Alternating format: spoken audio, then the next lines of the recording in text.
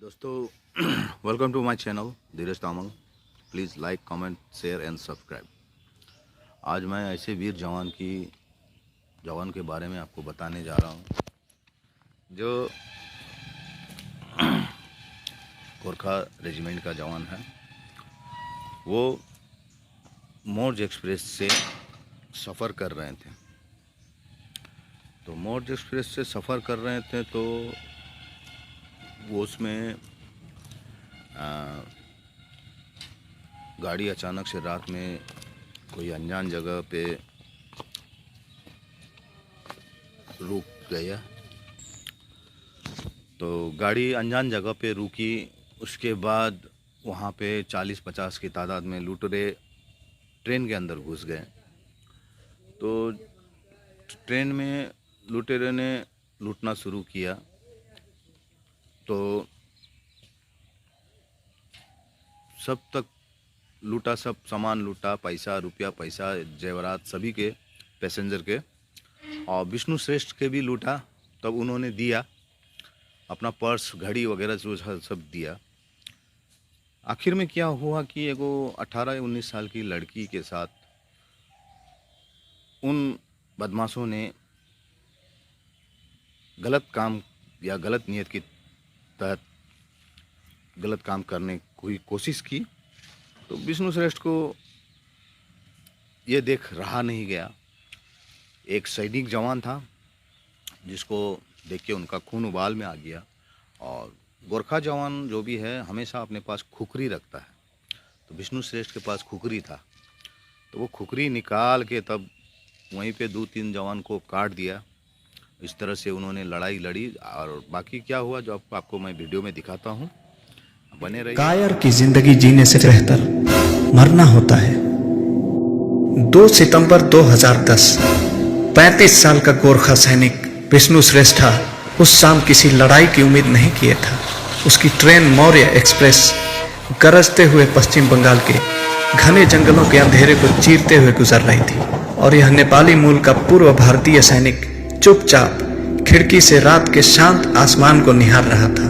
Gorkha infantry के दिग्गज जवान ने अपने जीवन में बहुत सी लड़ाइयां देखी थी और अपनी असॉल्ट राइफल और खतरनाक खुखरी से दर्जनों दुश्मनों को धूल चटाया था।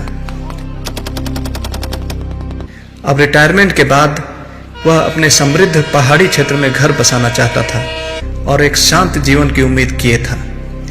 लेकिन थके हुए को आराम कहाँ।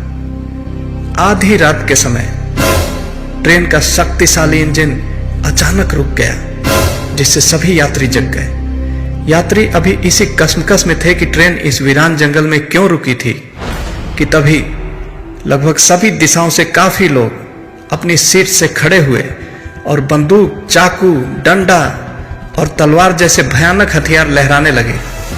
वो चिल्लाते हुए सबको शांत बैठने के लिए कहने लगे।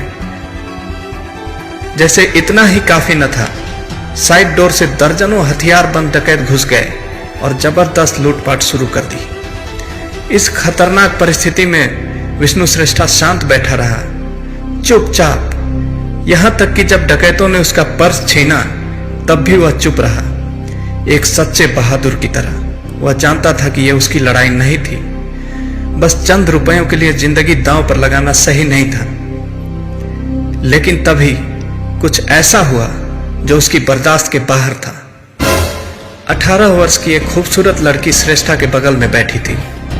डकैत जब उसकी सीट के पास पहुंचे तो लड़की को पकड़ने लगे। डकैतों के सरदार ने लड़की का शर्ट फाड़ दिया और लड़की मदद के लिए चिल्लाई। बस करो, चीखते हुए विष्णु अपनी सीट से खड़ा हुआ और भावी रेपिस्ट को लड़की के ऊपर से खींचकर उसको मानव ढाल बनाते हुए अपनी खुखरी बाहर निकाला और एक डकैत का गर्दन काट दिया। अगले 15 मिनटों तक विष्णु ने ट्रेन की पूरी बोगी में दौड़ते हुए उन डकैतों को काटना, घोंपना और फाड़ना जारी रखा। उसने पेन से थोड़े से बड़े हथियार खुखरी से 40 खूंखार डकैतों को नाको चने चबवा दिया। 3 डकैत मारे गए, 8 घायल हुए और बाकी दुम दबाकर भाग गए। इस दौरान विष्णु को बाएं हाथ में तलवार से गंभीर चोट लगी। ट्रेन अगले स्टेशन पर पहुंचाई गई। वहां से विष्णु को अस्पताल पहुंचाया गया और अब वह पूरी तरह से स्वस्थ है। सभी मृत और घायल डकैतों को पुलिस लेकर गई। डकैतों के पास से 40 सोने के नेकलेस, 200 सेलफोन, 40 लैपटॉप और 6 लाख रुपए बरामद हुए। विष्णु श्रेष्ठा को टेम्परेरली अनरिटायर करके प्रमोशन दिया गया। भारत सरकार ने डकैतों के ऊपर रखा गया इनाम भी विष्णु को सौंपा। उसको जीवन भर हवाई टिकट और रेल टिकट पर छूट दिया गया।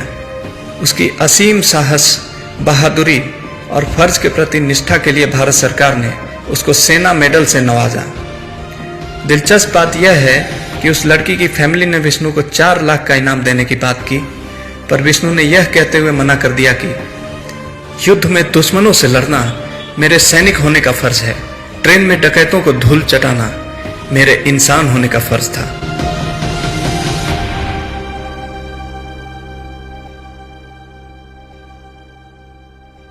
तो दोस्तों, कैसा लगा? आज के डेट में ये सब काम जो है, अपने सराहनीय काम किया उन्होंने, उनको मैं तहे दिल से सैल्यूट करता हूँ। वीर सैनिक को, वो अपना फ़र्ज नहीं भूल सके और बखूबी उन लुटेरों का मुकाबला करके उस लड़की की इज्जत बचाई और फिर वो घायल भी हुए हैं, उनको हॉस्पिटल भी ले गया। उनका लड़ते लड़ते मामूली बात नहीं है, 40-50 लुटेरों के साथ अकेला सैनिक का जवान लड़ना, उनको भी चोट आई, घायल हुआ, हॉस्पिटल ले गए उनको। अभी हाल फिलहाल ठीक है, उनको वीर चक्र से भी सम्मानित किया गया। तो इसी तरह से दोस्तों, जैसा माहौल है अभी इस समय, हम लोगों को देख के नज़रअंदाज नहीं करना है। बस मैं यही कहूँगा कि आप जितना हो सके इस तरह की घटना अगर आपके नज़र के सामने होता है तो आप उसको देख के नज़रअंदाज मत कीजिए। मैं यही कहूँगा, कायर होने से अच्छा मरना अच्छा है। That's it. प्लीज़ मेरे चैनल को लाइक सब्सक्राइब ज़रूर करें। मिलते हैं नेक्स्ट वीडियो में। बाय।